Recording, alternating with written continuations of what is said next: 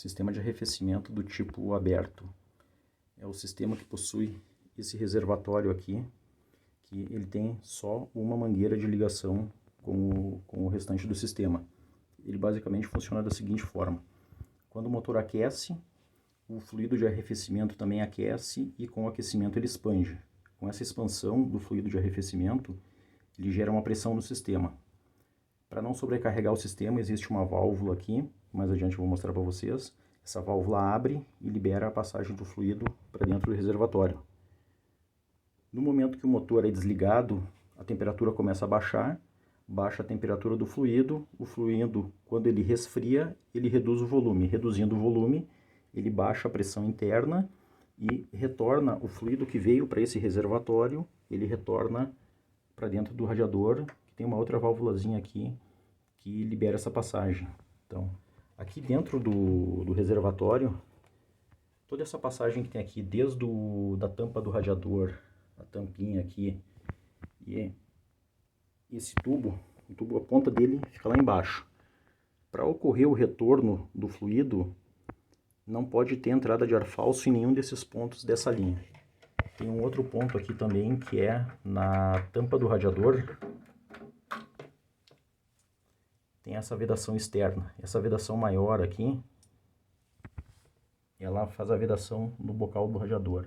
Se nesse ponto aqui também tiver entrada de ar falso, a hora que baixar a pressão aqui dentro, ao invés de puxar aquele fluido que está lá dentro, vai entrar ar falso e não vai puxar o fluido, aí o nível vai ficar mais baixo. A questão da saída.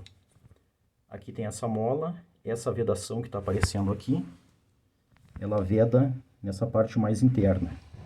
Aquele furinho ali, então, fica uma câmara aqui dentro, entre essa parte do bocal e esse outro menor tem um espaço aqui, que ele precisa ficar vedado em cima aqui, e embaixo essa outra fecha. Quando sobe a pressão vence a força da mola, abre a vedação, afasta daquele bocal e libera a passagem do fluido por esse furo. Caso tenha algum problema, que esteja travado aqui, ou pode ser até uma tampa de radiador nova, mas com uma pressão muito alta, o que vai acontecer? Quando der a pressão, ela não vai ceder e aí vai sobrecarregar o sistema e poder ter algum vazamento. Por outro lado, se essa mola tiver com a pressão muito baixa, antes de pressurizar o sistema e ele trabalhar numa pressão adequada, vai liberar passagem e vai vir fluido para cá, para o reservatório, com a pressão muito baixa. Então são dois problemas que pode ter. O retorno, ele acontece por essa válvulazinha aqui, ó. Aqui tem a vedação, essa partezinha metálica, ela abre aqui, ó. Então o que acontece? Quando baixa a pressão dentro do radiador, essa válvulazinha abre, ela afasta ali, libera a passagem do fluido e o fluido retorna para dentro do radiador.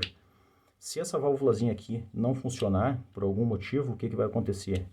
O fluido foi para fora, abriu aqui, expulsou o fluido, e quando o fluido sai, a pressão baixa aqui dentro e ela volta a vedar.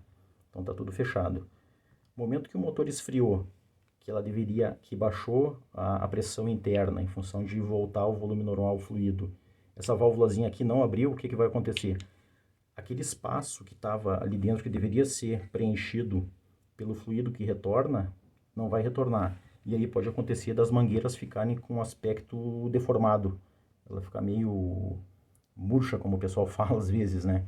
Então, se tiver acontecendo esse efeito nas mangueiras, provavelmente seja essa válvulazinha aqui que não está abrindo e não está deixando retornar o fluido para dentro do radiador.